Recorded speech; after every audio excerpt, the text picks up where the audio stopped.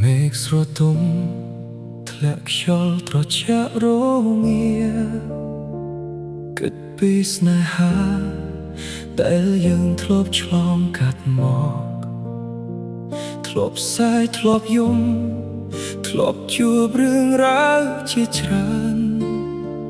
ព្រោះតែដឹងថាគ្មានស្នេហាណាដែលមិនធ្លាប់ឆ្លងកាត់ព្យុះភ្លៀងនោះទេយើងតែងតែប្រាប់ខ្លួនឯងថាអូបសកជាចំណែកមួយនៃក្តីស្រឡាញ់ប៉ុន្តែបើអូបសកនោះកើតឡើងព្រោះតែគេមិនខ្វល់ថាគួរទ្រាំបន្តទៀតទេខំទ្រាំសម្រួលទាំងដែលបេះដូងសែនហត់នឿយរងចាំចម្លើយរងចាំគេកែប្រែចិត្តទើបដឹងពេលនេះថាការស៊ូទ្រាំមិនអាចបដូរចិត្តមនុស្សគ្មានចិត្តហើយស្រឡាញ់ខុសមនុស្សលំបាកជាងនៅម្នាក់ឯងទៅទៀតប្រាប់បេះដូងខ្លួនឯងថាឈឺចាប់ឲ្យចាំស្រឡាញ់នៅរឹងមាំកុំព្រមលួចជង្គង់សុំក្តីមេត្តាពីគេខ្លាំងពេកបើស្រឡាញ់ហើយលំបាកពេករៀនស្រឡាញ់ខ្លួនឯងវិញល្អជាងដើរចេញពីភាពងងឹតដើម្បីទៅរកពន្លឺថ្ងៃថ្មីធ្លាប់គិតថាការលះបង់នឹងអាចរក្សាស្នេហាតែជាពិតគ្មានតម្លៃអ្វីក្រៅពីការខូចចិត្តល្មមឈប់ធ្វើបាបខ្លួនឯងឈប់យំសោកព្រោះតែមនុស្សសំណាក់ដែលមិនធ្លាប់ស្គាល់ពាក្យថាយោគយល់នឹងថែរក្សាយើងឡើយប្រាប់បេះដូងខ្លួនឯងថាឈឺចាប់ឲ្យចាំស្រឡាញ់នៅរឹងមាំកុំព្រមលួចជង្គង់សុំក្តីមេត្តាពីគេខ្លាំងពេ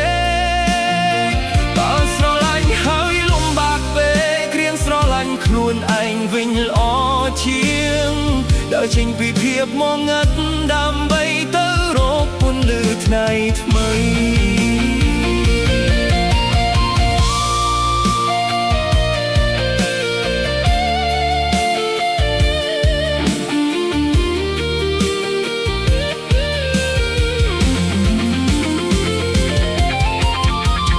ចាប់តើមានកាលីសំឡេងហ្គីតាអគ្គិសនីនិងស្គរវីខ្លាំងបង្ហាញពីការសម្រេចចិត្តដ៏មមា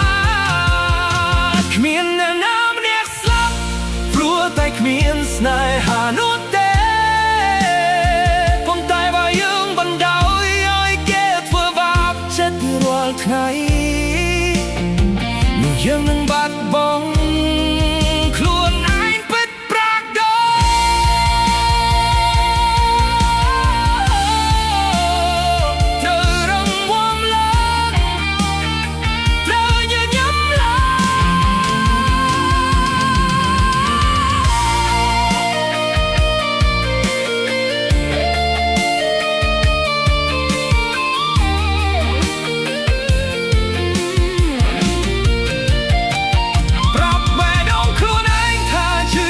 ឲ្យចាំស្រឡាញ់នៅរឹងមាំ